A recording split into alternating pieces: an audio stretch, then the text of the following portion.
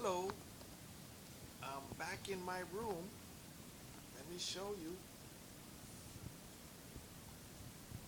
Alright, it's not perfect, but the spouse gave me back this room. I put a chair there so that if someone opens the door at night, the chair would make the noise and wake me up. Um, let's see here. This time I'm not allowed to put anything on the walls because uh, the room is for rent. Maybe. One person came and he said, there's no stove. A big one, that is. I mean, we have a small one that's not here now. A double burner, electric. And then the other lady, she said, well, my daughter will come, but her daughter never came.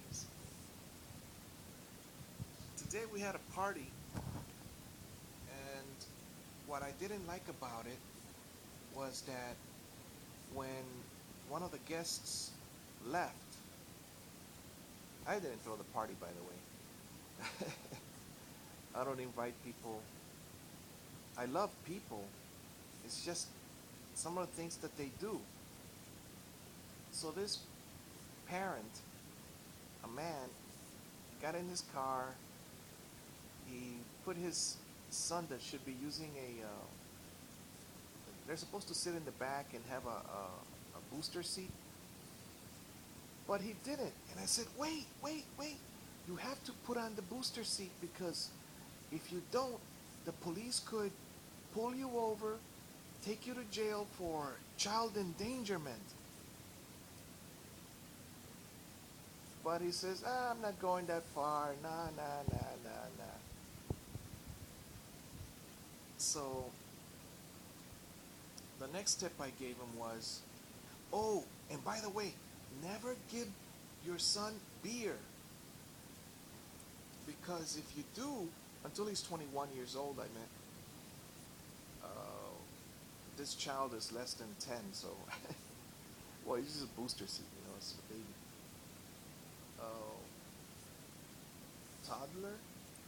Nah, he's older than a toddler. But anyway, I told him, don't give him beer because if you ever get in a fight with your spouse or girlfriend, what happens is she can go to court and say that you give your kids beer, and then automatically you're a bad father, and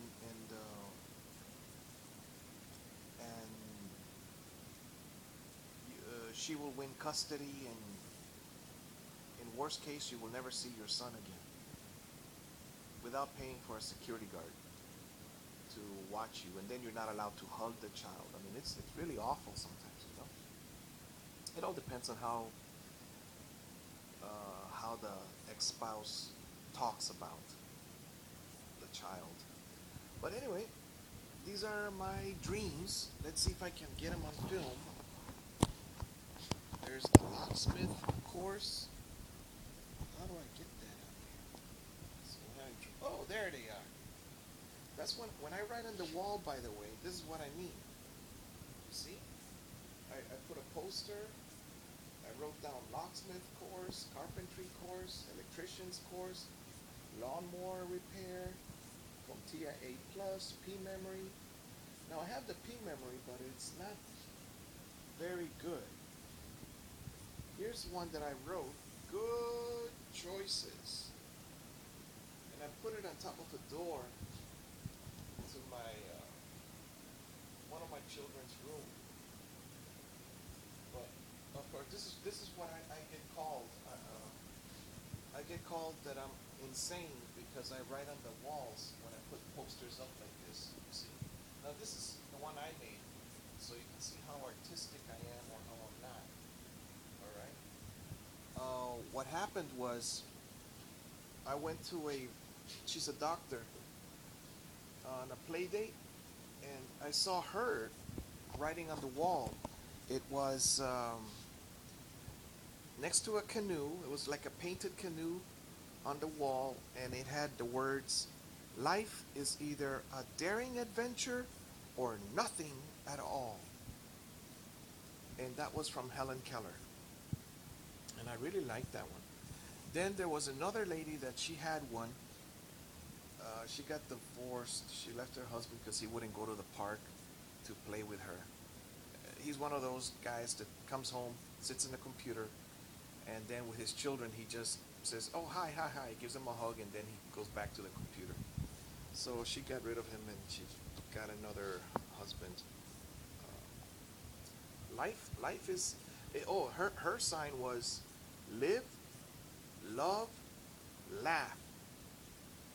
Now, she doesn't get called that she's insane because she has a sign on the wall. It was a picture frame. But I get called insane because I write on my walls. Uh, well, I write my dreams on the walls. All right, so the best advice I have is live alone. Don't go to any parties, so that it's not that I'm antisocial. Um, I crashed a party yesterday. I'll tell you about it in the next video. Take care. Bye.